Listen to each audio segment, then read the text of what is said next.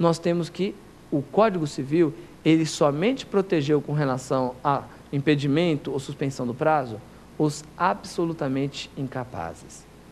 Então, o prazo somente não vai correr enquanto a pessoa for absolutamente capaz. Passou a ser relativamente capaz, já começa a correr o prazo.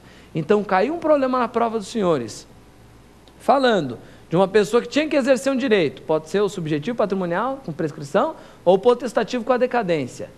E falou que essa pessoa é menor de idade, cuidado, o prazo começará a correr então, como regra, a partir do dia em que ela completa 16 anos de idade.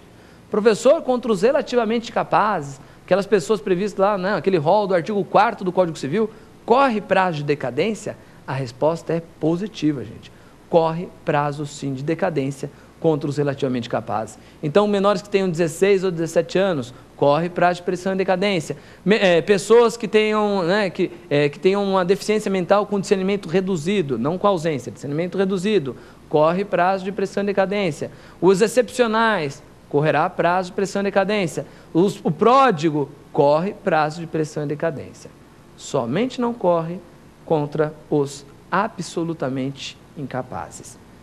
Ficou bem claro isso daqui? Cuidado, porque essas regras que nós estamos tratando aqui, ó, são do Código Civil.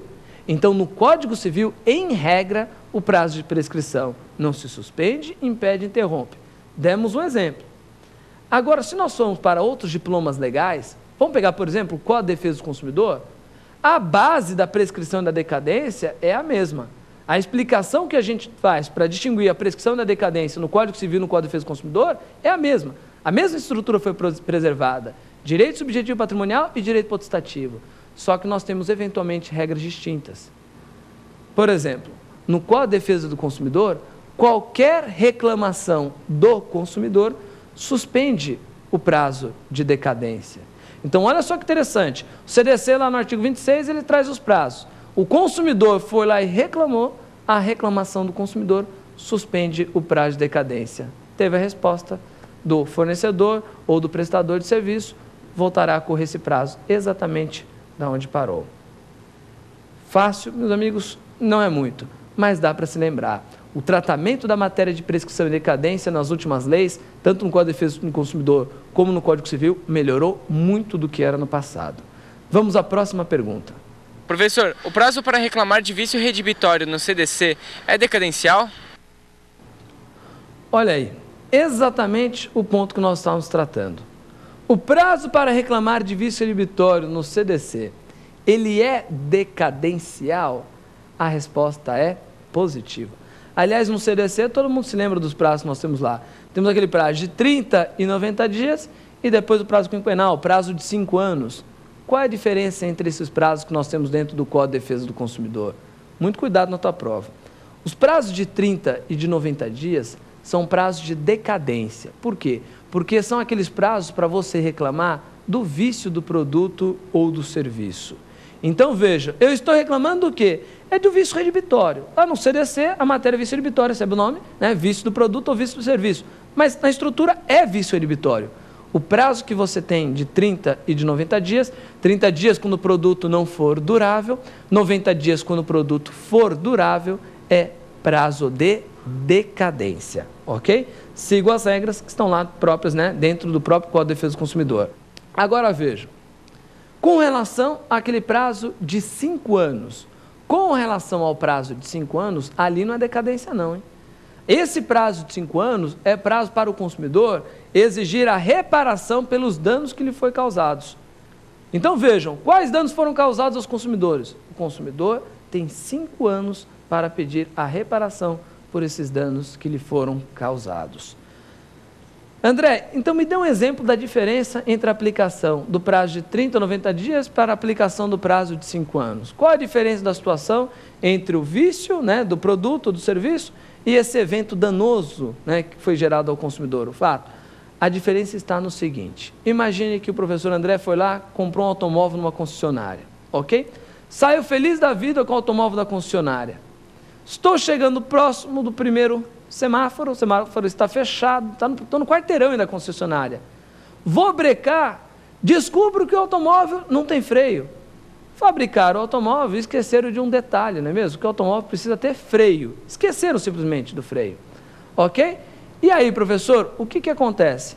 Eu estava muito devagar ainda, não tinha nem chegado a dar uma acelerada no automóvel direito, eu andei poucos metros, não tinha ninguém na minha frente, eu consegui ali ainda puxar o freio de mão ainda existia, consegui brecar o veículo, estava em baixa velocidade, o freio de mão segurou. Meus amigos, eu volto na concessionária e vou reclamar. O que é isso? Isso é um vício do produto. Qual é o prazo que eu tenho para reclamar? O produto é durável, o prazo é de 90 dias. No caso, eu já vou fazer a minha volta no quarteirão, não é mesmo? Já retornaria na concessionária e falar, pô, vocês me venderam o veículo, né, faltando uma peça.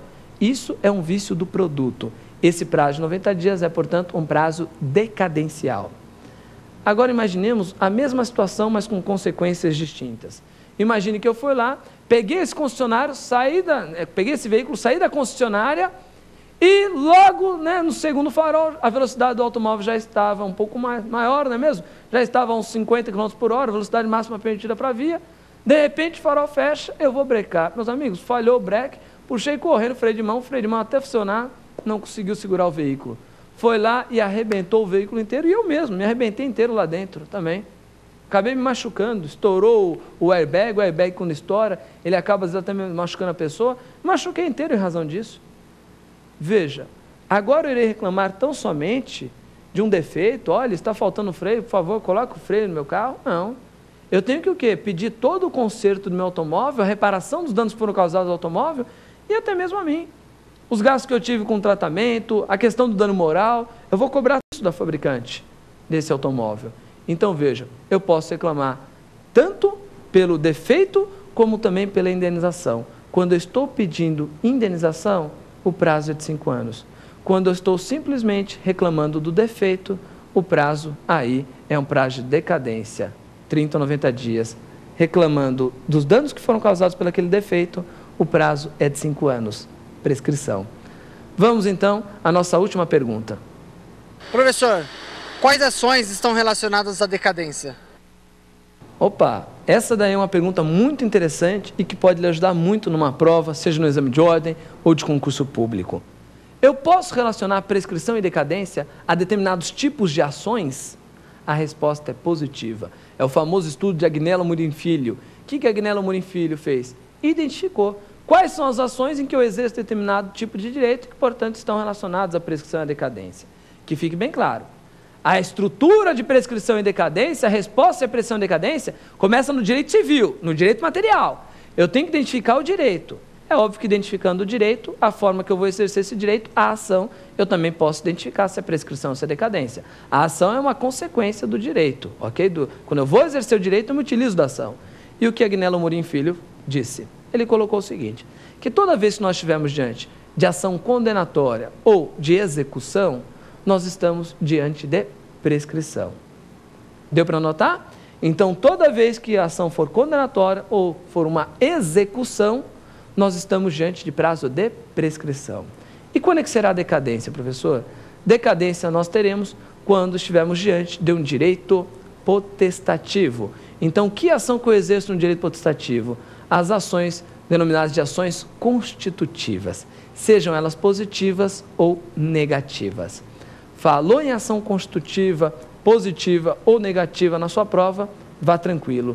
O prazo, se existir para exercer esse direito, é sempre um prazo de decadência. Exemplo de ação constitutiva. Vamos dar um exemplo aí das ações anulatórias. São ações constitutivas negativas. Ou, como prefere alguns, tem gente que critica muito essa expressão, né? Ações desconstitutivas. A ação anulatória é uma espécie delas. Ok? Prazo de decadência. André, e se a ação for declaratória de nulidade? Se a ação for declaratória de nulidade absoluta, eu não tenho nem prescrição, nem decadência. É a denominada ação imprescritível. Ok, senhores? No nosso terceiro e último bloco, X da questão, iremos analisar duas questões exigidas em provas anteriores. Vamos lá?